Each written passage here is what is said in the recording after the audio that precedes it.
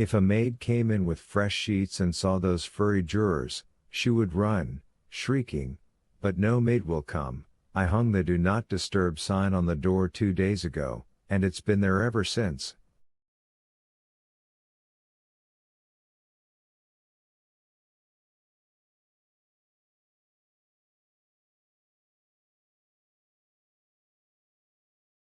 I haven't been out. I could order food sent up from the restaurant down the street, I suppose, but I suspect food would set them off.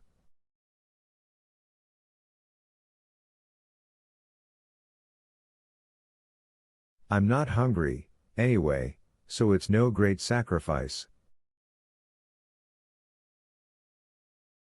They have been patient so far, my jurors, but I suspect they won't be for much longer.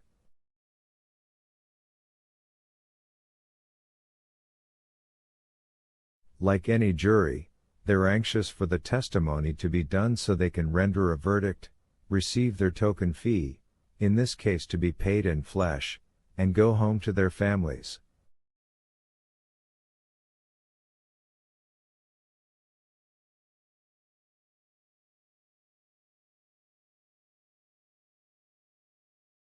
So I must finish. It won't take long. The hard work is done. What Sheriff Jones said when he sat down beside my hospital bed was, "You saw it in my eyes, I guess." Isn't that right?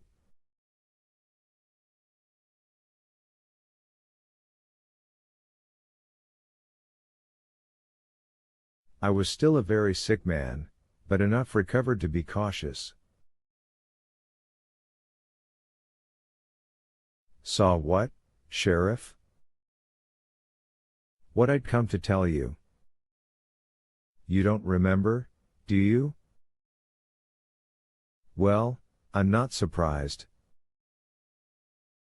You were one sick American, Wilf.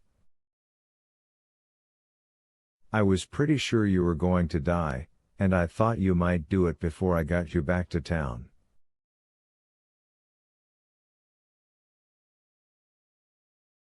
I guess God's not done with you yet, is he? Something wasn't done with me, but I doubted if it was God. Was it Henry? Did you come out to tell me something about Henry? No, he said, it was Arlette I came about. It's bad news, the worst, but you can't blame yourself. It's not like you beat her out of the house with a stick. He leaned forward. You might have got the idea that I don't like you, Wilf, but that's not true.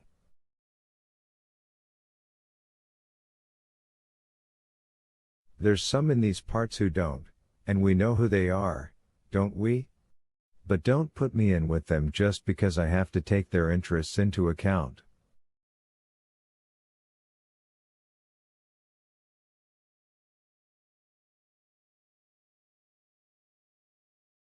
You've irritated me a time or two, and I believe that you'd still be friends with Harl Cottery if you'd kept your boy on a tighter rein, but I've always respected you.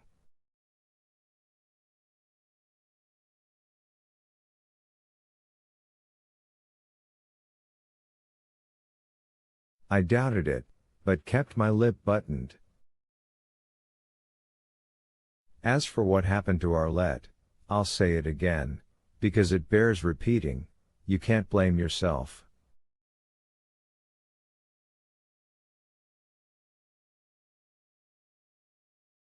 I couldn't? I thought that was an odd conclusion to draw even for a lawman who would never be confused with Sherlock Holmes.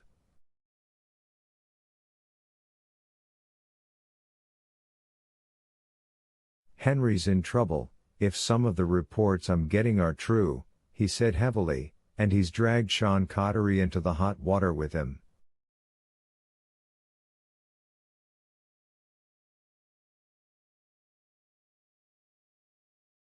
They'll likely boil in it. That's enough for you to handle without claiming responsibility for your wife's death, as well.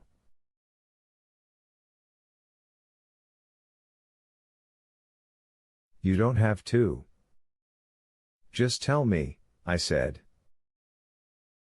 2 days previous to his visit, perhaps the day the rat bit me, perhaps not, but around that time, a farmer headed into Lime Bisca with the last of his produce had spied a trio of coy dogs fighting over something about 20 yards north of the road.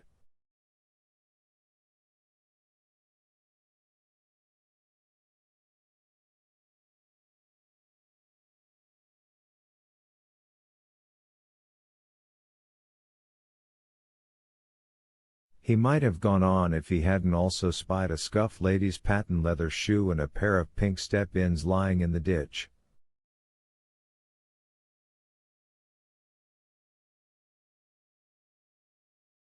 He stopped, fired his rifle to scare off the coys, and advanced into the field to inspect their prize.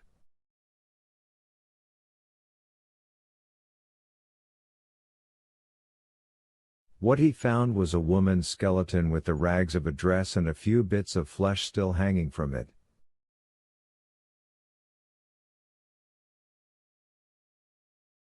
What remained of her hair was a listless brown, the color to which Arlette's rich auburn might have gone after months out in the elements.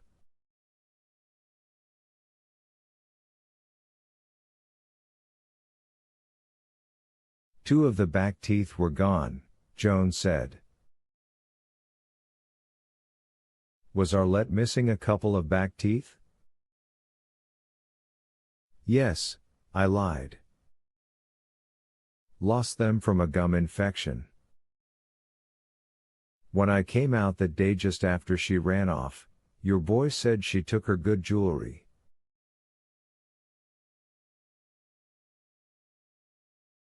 Yes. The jewelry that was now in the well. When I asked if she could have laid her hands on any money, you mentioned $200.